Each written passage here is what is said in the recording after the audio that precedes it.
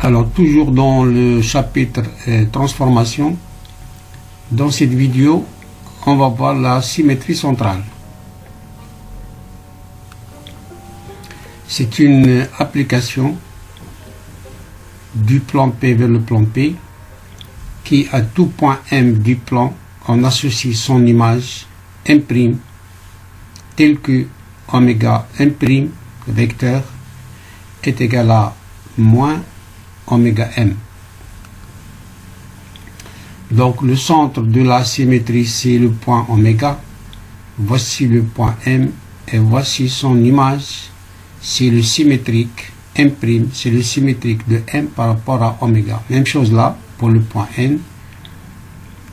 N', c'est le symétrique de N par rapport au point oméga.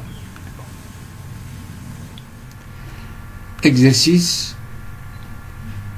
Soit ABCD un parallélogramme de centre O, soit D une droite qui coupe le segment CD.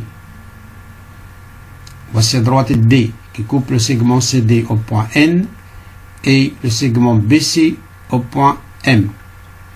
Et soit S la symétrie centrale de centre O.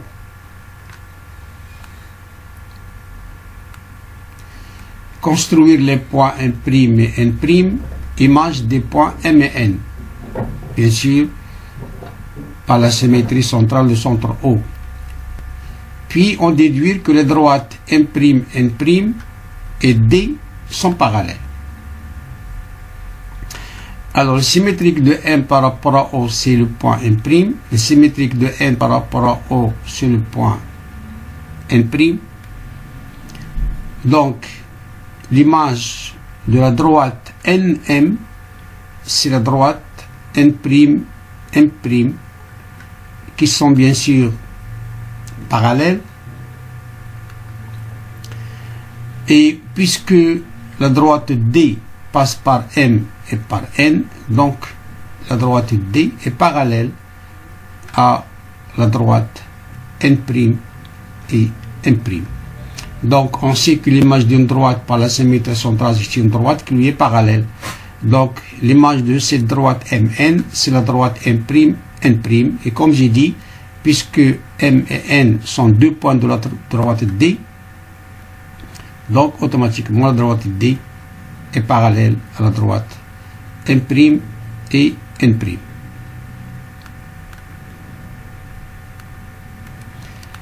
Alors, puisque M et N sont deux points de la droite D, alors on a Mn est égal à la droite Mn, c'est la droite D. Et puisque M', N' c'est la droite image de la droite Mn, donc la droite Mn et M', N' sont parallèles, et par suite, la droite M', N' est parallèle à la droite D.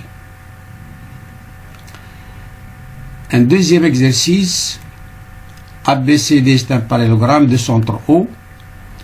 On considère la droite D qui passe par le point D et coupe AC en J, celui-là, et la droite D' parallèle à D et qui passe par B.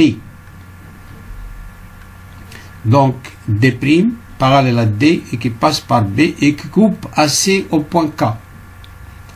Soit S la symétrie centrale de centre O. Déterminer l'image de la droite D par S.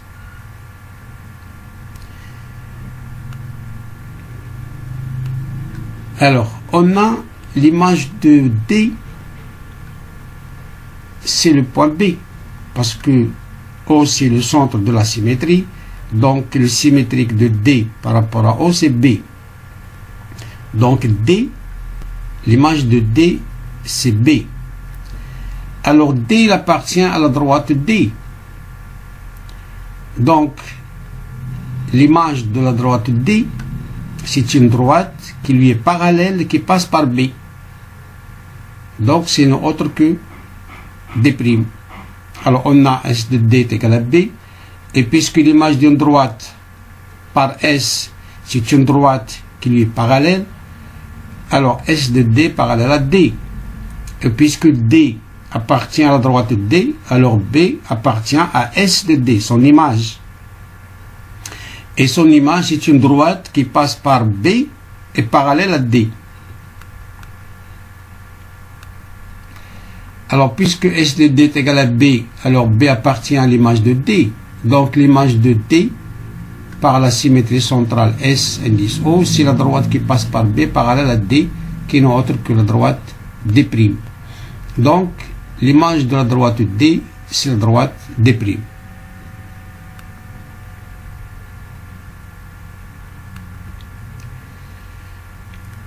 On va reprendre le schéma, la figure.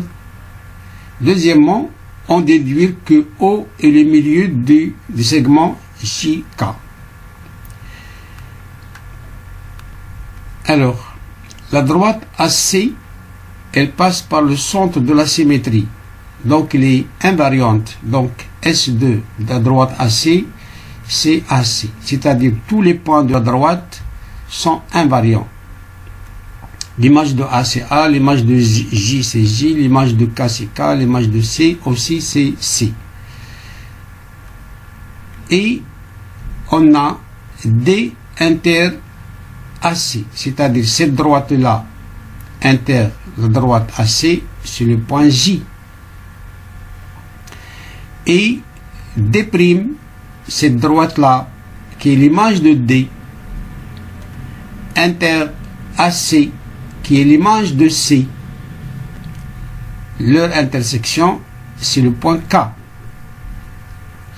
Et on vient de voir que si deux droites, comme la droite D et AC, se coupent au point C, leurs images, qui sont la droite AC et la droite D', se coupent au même point K, tel que K, c'est l'image de J. Donc, S de J est égal à K. Et puisque